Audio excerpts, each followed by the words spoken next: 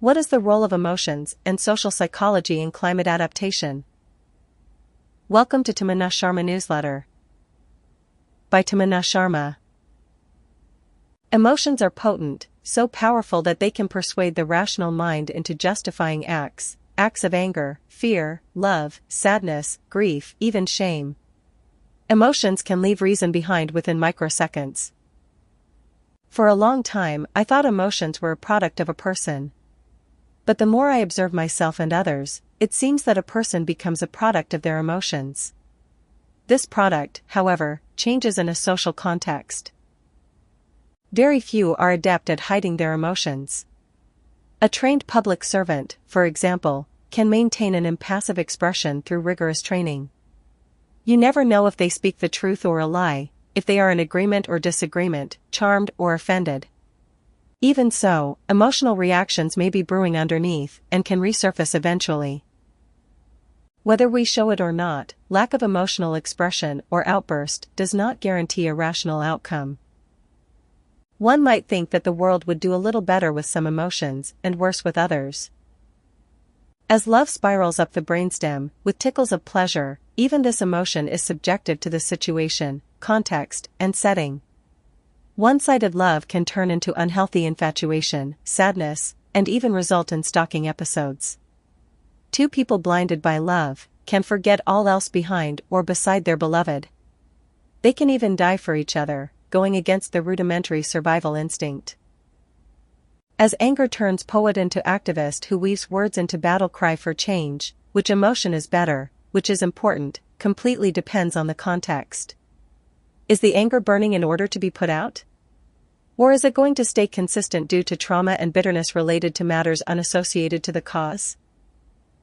The 16th century humanist Erasmus of Rotterdam wrote in a satirical vein of this perennial tension between reason and emotion. Jupiter has bestowed far more passion than reason, you could calculate the ratio as 24:1. He set up two raging tyrants in opposition to reason's solitary power, anger and lust. How far reason can prevail against the combined forces of these two common life of man makes quite clear. Reason does the only thing she can and shouts herself hoarse, repeating formulas of virtue, while the other two bid her go hang herself, and are increasingly noisy and offensive, until at last their ruler is exhausted, gives up, and surrenders. Emotional Intelligence, Goleman, 1995, page 9. To Think and to Feel. In the same book, Daniel Goleman mentions that humans possess two minds, one that thinks and one that feels. A person may say, I don't know what came over me, whether they are a man who instinctively jumps into deep waters to save a child from drowning, or it can be a thief who kills someone while trying to flee. An almond-shaped cluster of interconnected structures in the brain, called the amygdala, can trigger tears when you don't expect them and lay siege before the neocortex can come up with a proper response. When the brain gets hijacked in the sea of emotional triggers, it gets harder to be upright, rational, and pursue intuition with clarity. It's normal to experience such hijacking once in a while. If these emotional responses stay consistent, they can mutate into mood, further into temperament and worst-case scenario, a disorder. The only way to stop such mutation is by understanding your own emotions, their backstory, trauma, development and the triggers.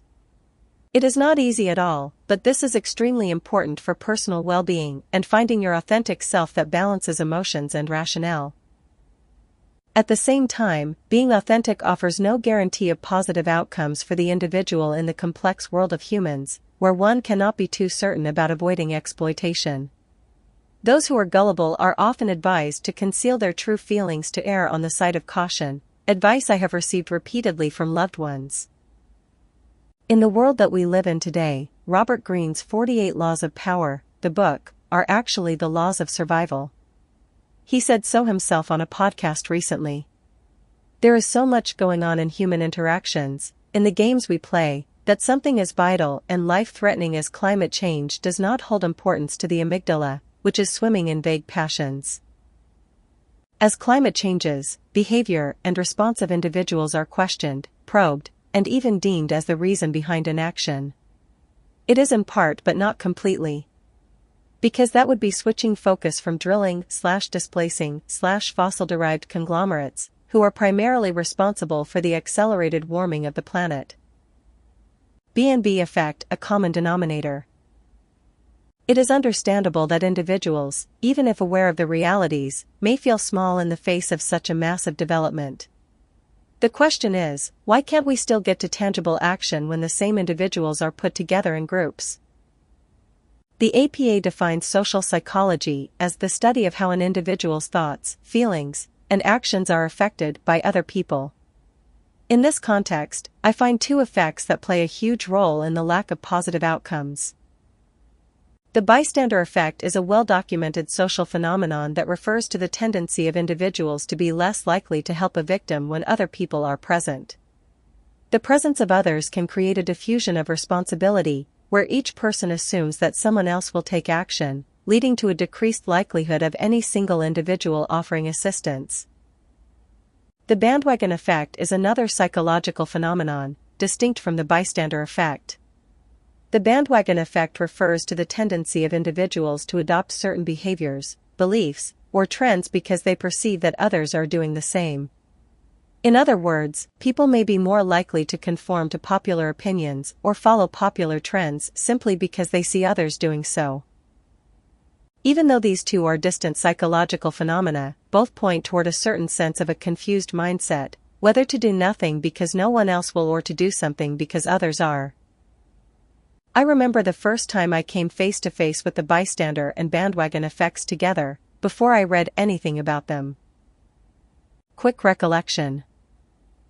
19 years old, waiting for a bus, a car abruptly stops at a red light. Pickup behind it nudges the car slightly. Car driver exits, violently attacking the other driver. Meanwhile, a random stranger joins in, escalating the situation. Witnessing this, fueled by a sense of personal responsibility, I step in, firmly stating, end quote, "Stop. There's a police chowkey nearby, resolve it there, you cannot beat this guy," end quote.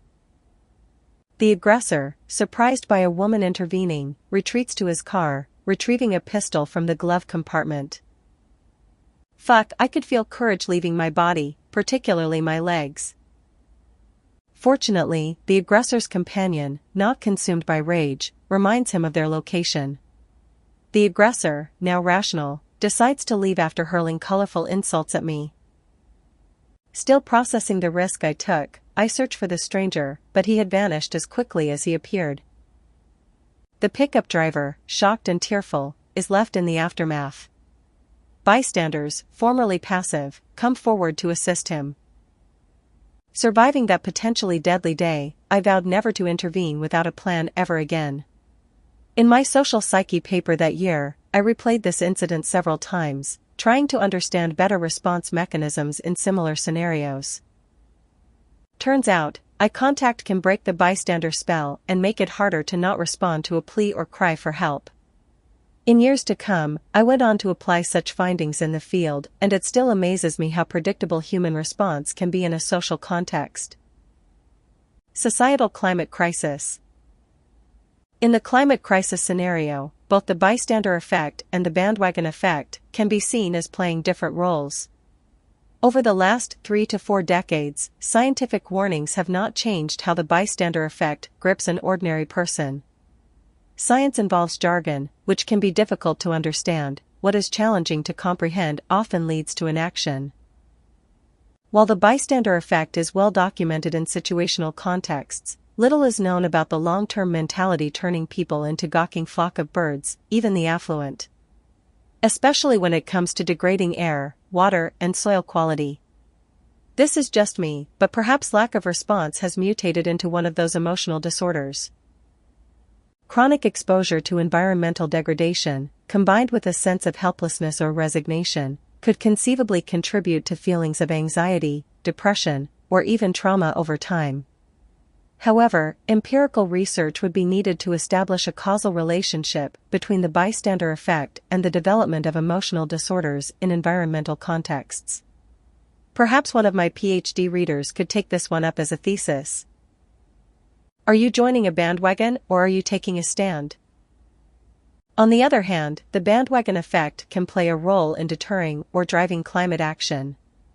On the positive side, it can create a sense of community and shared identity. However, it can also lead to conformity without critical thinking, as individuals may adopt beliefs or behaviors simply because they are popular, rather than based on careful consideration or personal values. When it comes to the climate crisis, a growing number of people have shown interest as it gained popularity, whether through carbon credits or the latest finance funnels designed to encourage solutions. Individuals who were previously not part of the scene are now enthusiastically joining the parade, cheering on, and sometimes arrogantly leading the bandwagon, with or without a clear direction. It's become a trend. Not complaining, though. Witnessing so many people engage with an issue that was once a desperate call to action is a dream come true. It's fantastic, but there's a catch. The bandwagon landscape is ever-changing, with no guarantee of resolution. The answers we need can't rely on fleeting trends and attractive funnels. Real solutions, or the ones we already possess but need refining, need a broad perspective, beyond the limitations of ROIs and superficial metrics of success. As we grapple with managing the mess we've made, it's crucial to break free from the bystander and bandwagon loop for genuine and tangible results. Climate action must be treated as a health insurance rather than a high-end product. The latter is confined to a niche, offering only cheap and short-lived imitations for the rest. Deep adaptation. Climate, environment, equity, and sustainability require what my friends in the global weaving community call deep adaptation. While the introduction of this concept received criticism for being too alarming, which I do not understand considering the climate tipping point is knocking on the door, I do understand that fear, as an emotion, has played a crucial role in survival and evolution. Unfortunately, misplaced fear can also induce anxiety and panic. Another perspective on alarms can involve discussing the end of the world without experiencing it firsthand, rendering it a snooze fest or mock drill, negating the effects of the alarm altogether. Deep adaptation still serves as a great reminder of how to approach the subject in general.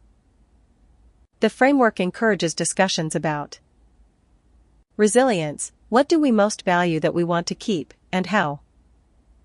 Building personal, community, and systemic resilience to cope with the impacts. Relinquishment. What do we need to let go of so as not to make matters worse? Identifying and letting go of unsustainable practices, technologies, and systems that contribute to environmental degradation. Restoration. What could we bring back to help us during these difficult times? Engaging in efforts to restore ecosystems, promote social justice, and address the root causes instead of the symptoms. Once debated, this concept now finds itself on the websites of various philanthropies, organizations, and even government policies across the globe. However, these are just words. Here's the takeaway. Deep adaptation is not possible without social psychology interventions, without education that translates through grassroots efforts, without being communicated in vernacular languages, without customizations to the terrain and culture, and without a decentralized approach.